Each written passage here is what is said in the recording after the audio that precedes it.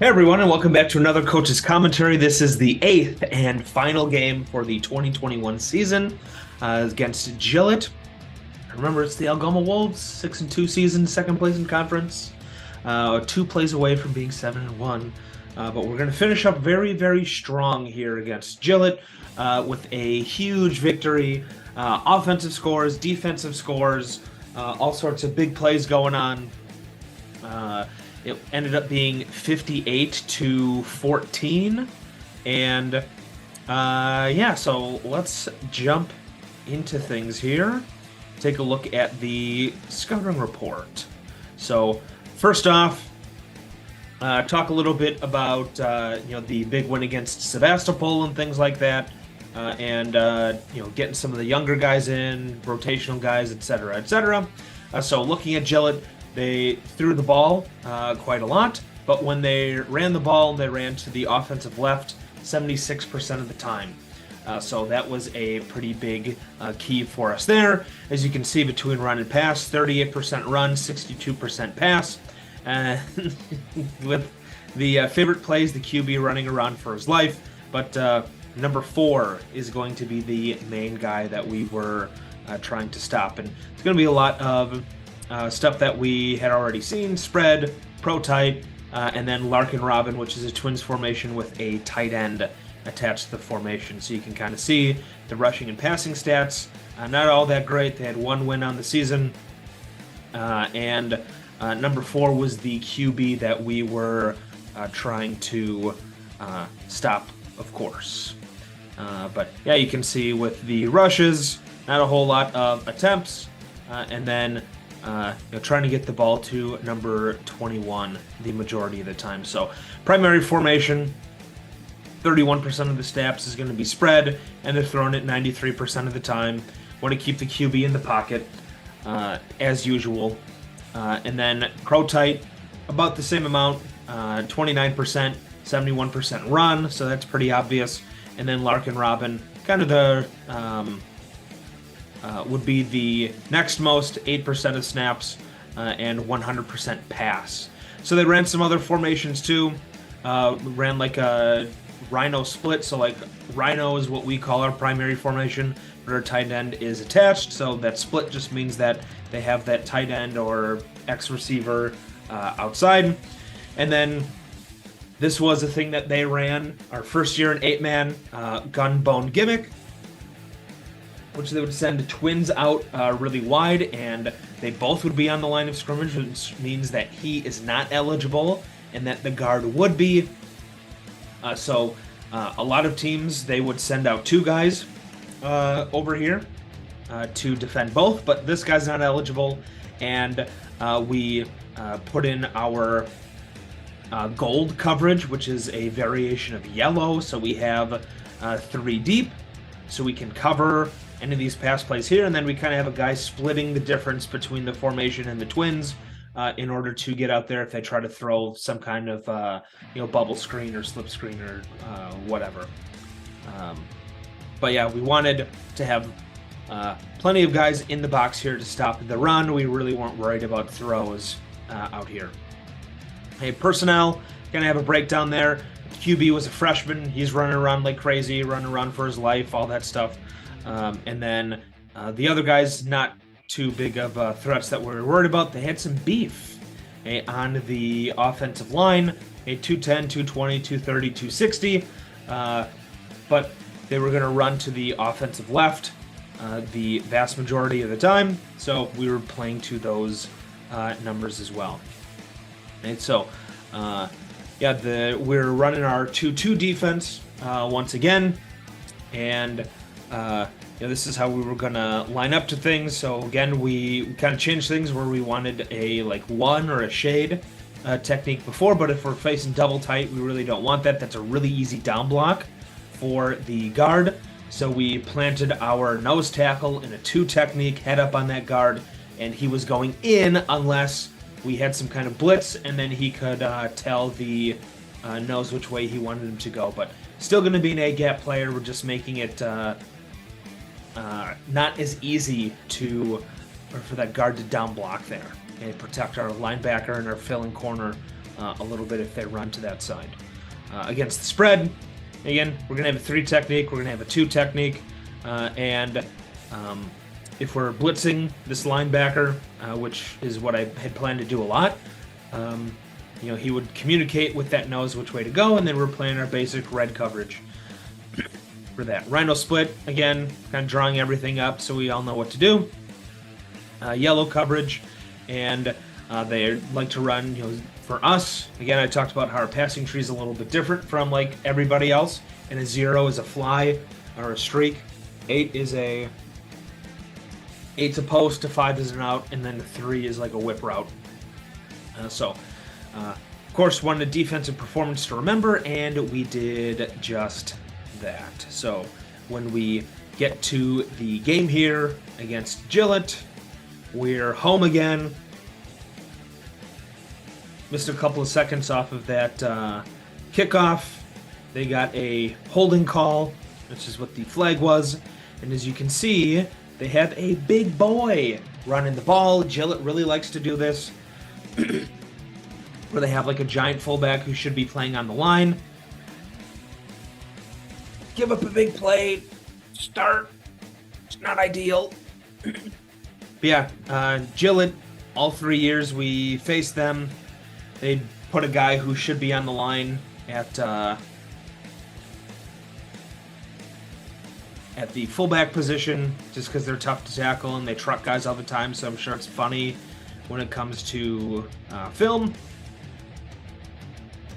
I thought it was going to be a pick 6, but as you can see, and I worked Carter over for this a ton, a lineman catches him from behind. So I was all jacked up. We're looking for a defensive touchdown this season. We're going to get it later on. But, yeah, making it look easy. We still got Mason Malone out, so that means that Noah is going to be at that tight end. Okay, do a nice job. And then, yeah, we'll see how we do on defense for another series. So, nice play there, making the tackle.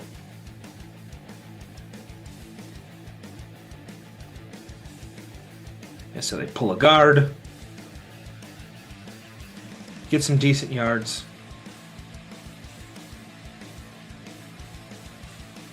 Pull a guard again, the exact same play.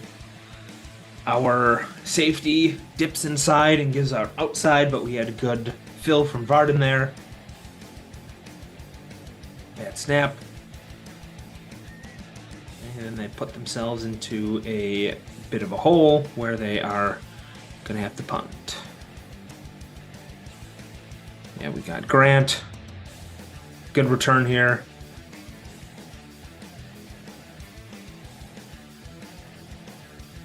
Get a penalty on this one? We had a... Can't remember. Must not be a penalty, yeah. So we scored in all 3 phases of the game on this one, which is pretty great. I think we had 5 interceptions during this game. It was 5 turnovers. Can't remember if it's 5 picks or not, though. So... really good game for us. Jumped all over them. They ended up switching quarterbacks too. But that'll be later. But yeah, hand it off to the big boy. They're getting some yards until we made an adjustment. Which is where we'll have our D-line. Where we started putting the 3 technique away from the back, kind of shore up things a little bit.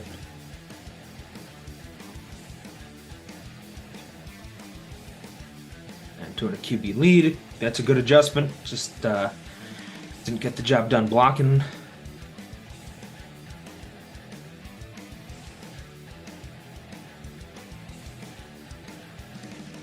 Yeah, so we were in white on this play. So we stayed man coverage, so they ran a wheel and then like a 2 route. Oh, just keep running.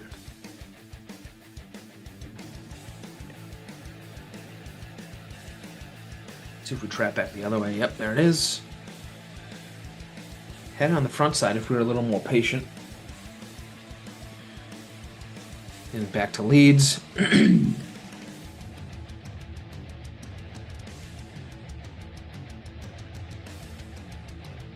So, I mean, Grant makes a good read and making people miss, but yeah, that play just wasn't really working for us this season. We got a G called.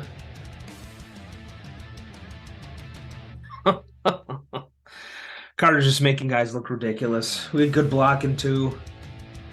But huge play. That was what, like a 50-yard run, 45-yard run. Yeah, we're taking it to him right away. Yeah, we got that big linebacker on Grant. That's not a winning business model. And so back to it. You got their backs like super deep. There we go, dash. Yeah, that's the end of the first quarter. So yeah, they're going spread. We're in red coverage. They jump off sides right away.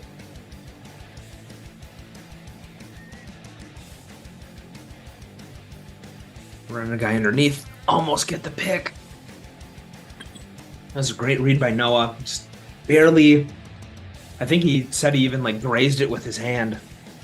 And just running an out route. Running a guy deep, running an out route. And then we get the ball back.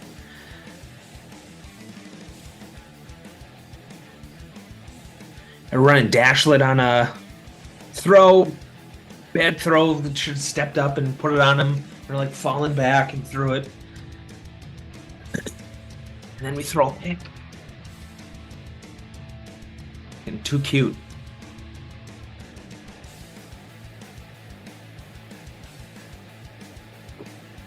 And we're working on that play to Dashlet. Just a guard eligible play. We had the two guys in motion for some eye candy. But just had a really bad throw. Let's run a QB sneak for the first down on 3rd and short.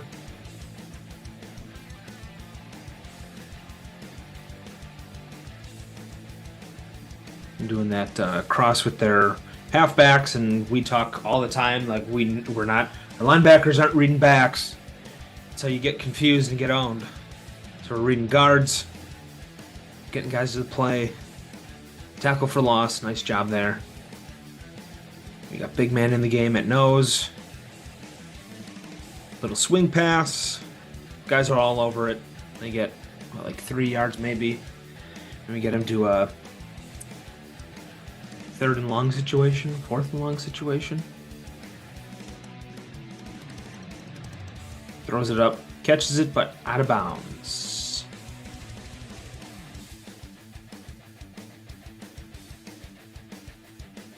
Nice.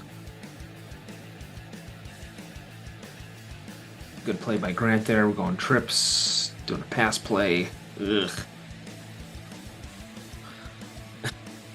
It's just shrugging guys off. Man.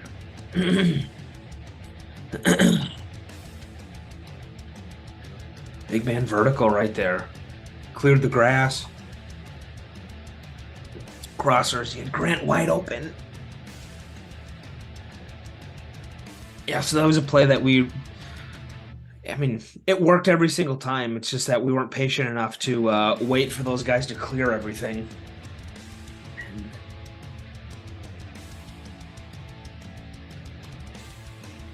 So they got a pitch. I think, yeah, Varn's going to come up and just clobber the kid. And then into the dirt, too. Like, ugh. Yeah, we got guys all over, just blanketed. Absolutely blanketed.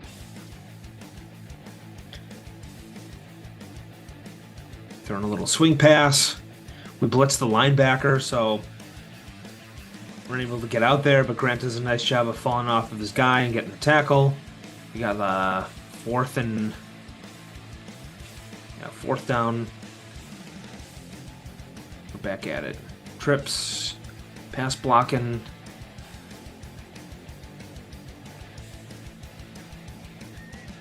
We fumble. Man. Forgot about all these mistakes. I'm sending both linebackers. Get the tackle.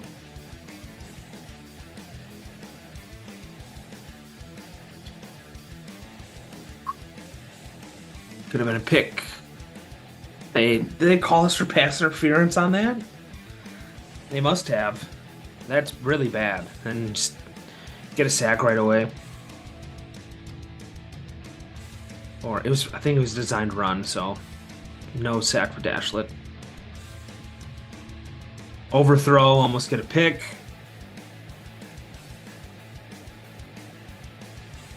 Ball start.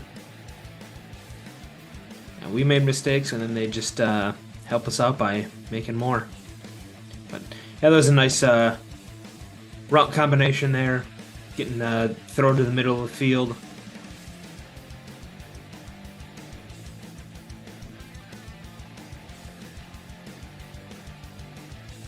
Let me get the ball back. So we got a trap. Just everybody gets sucked inside, and then 2 easy. Yeah, great blocking. Great blocking from our wide receivers too. Other guys are getting sucked in, hitting that trap inside. They all flow to the inside, and then they just pin everybody in. Bounce that out. Easy.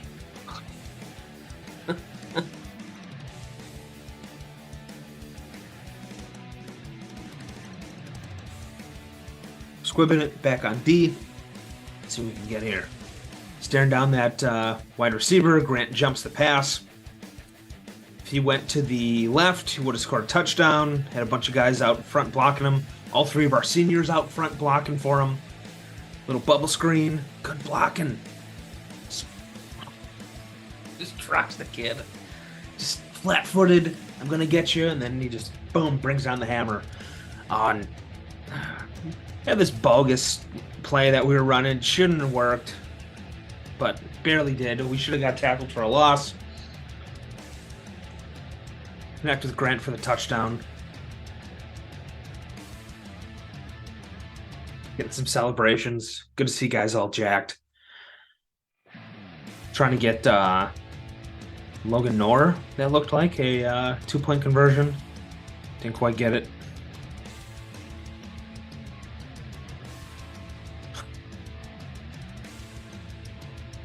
Oh, man. Then I think, yeah, so they switched the QB, and I think this is going to be the pick 6. Yep, there it is. Kind of splits the difference between the wide receivers. Carson Lishka is right there. Get a block on Big Boy from Carter Zimmerman. Defensive score. Everybody's jacked. And great play. So that's one of the benefits of playing zone. We get the majority of our interceptions on overthrows,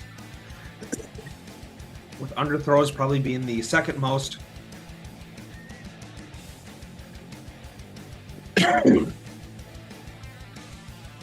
And with also playing zone, we see lots of throws to the flats.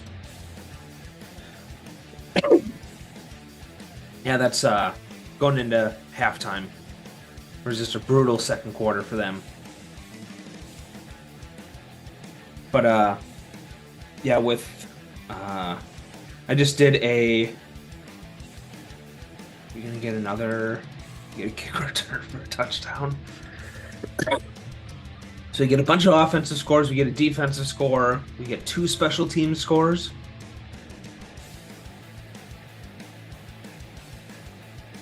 Yeah. Get in there, Nor.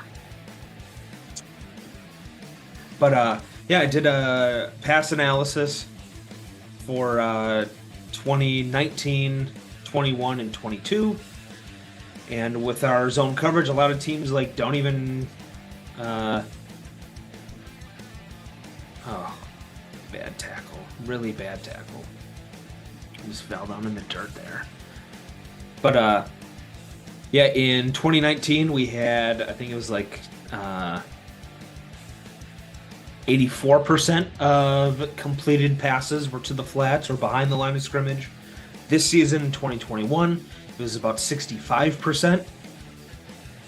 And then for 2022, it was like 87% of completed throws were to the flats or the behind the line of scrimmage. So, yeah, throw to the flat. We'll definitely give that up. We'll come up, rally, tackle. Ball fell out of his hand. It was forward, so it was a incompletion. Yeah, throw to the flats behind the line of scrimmage. We'll rally and tackle. Logan Wilson, freshman, with the sack.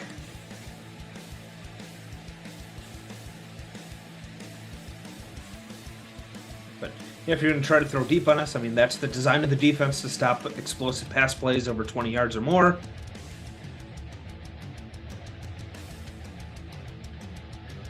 So teams are struggle against our zone defense. Do we get knocked out of bounds? Oh, we just get tackled here. Yeah, another big run. Getting late in some carries.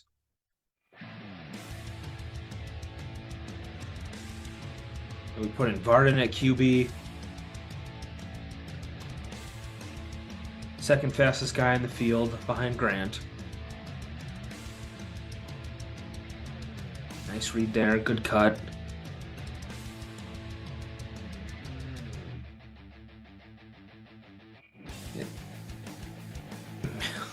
Miller. Trying to get the jet to Miller on the motion there, and just like, I think the ball like probably hit him in the chest plate. It flew out in front of him. Yeah, so we got a punt. Yeah, we got Miller out there on defense. We got a very young and tiny Isaac Yunk and a linebacker there. We got Feld at a linebacker, it looks like. Bad tackling. Yeesh. But we're up by, I think we're up by like 50 or something at this point. So, let the rotational guys, young guys, get some reps. And also this season we had like one, it wasn't even a game, it was a JV scrimmage. So we didn't have to worry about special teams that we had against Gibraltar. So our young guys felt for them. A lot of they're again in, we have 3 special teams touchdowns this game. Wow. Yeah, jeez. But yeah, the JV guys, they're practicing every single week and they're getting beat up, and yeah, they get in on Fridays, for a lot of our games. But yeah, they didn't have any, didn't have a whole lot of reps against other JV players, so it's good to see him get out there. He almost had that fumble recovery. Oh, we got Mark out there. Mark Vera Barron. He's got Austin Miller. Pass interference. Got to turn and look for the ball. But again, he's talked about him before on a previous coach's commentary, but this is his first year out for football, so very athletic guy. Kind of a special teams ace for us. He had a ton of tackles on kickoff. In the 2022 season, he had a ton of tackles. Good sack there by Noah. That was his last play in there on defense. Got the sack. I put him at nose.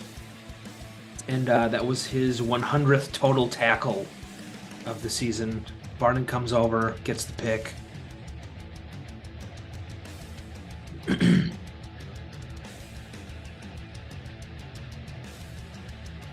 I think we're...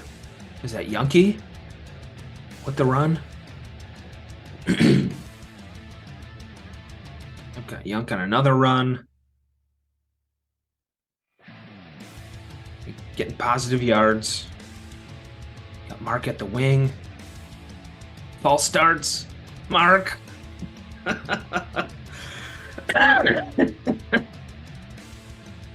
Oh, Mark. Marky Mark and the Funky Bunch. Ooh, geez. Just penalties, not blocking anybody. Got a punt. Got a running clock. Nice punt by Barden there.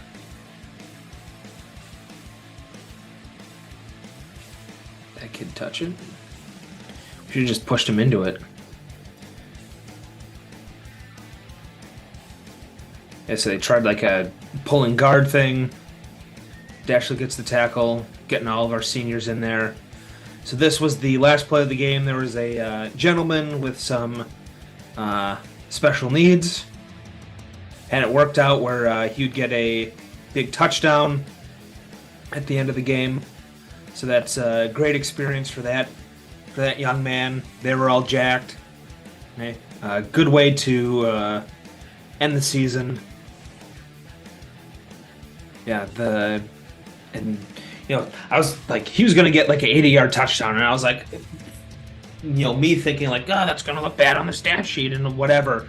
But all the guys were like, yeah, give it to him. Like, and kind of in my like D coordinator, like, well, we got to stop everything and whatever.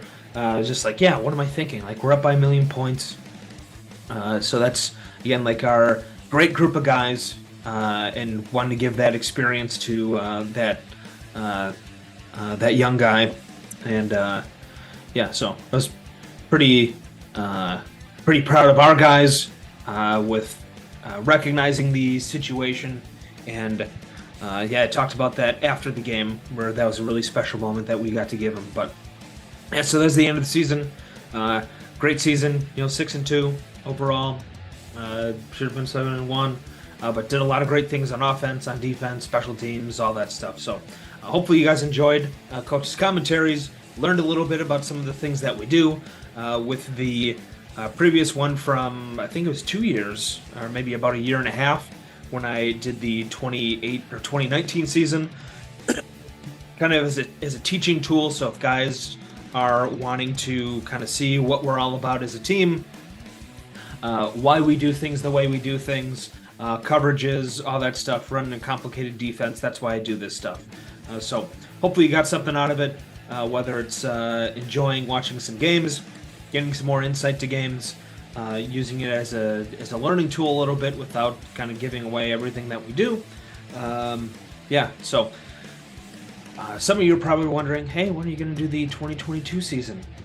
Probably take a bit of a break, especially since it's so close to the end of the season, like recording this at the end of November of 2022. Maybe in the spring, maybe I'll wait until like another year or something like that, but we'll see how things go. But yeah, I'll sign off at this time, and I'll catch you who knows when.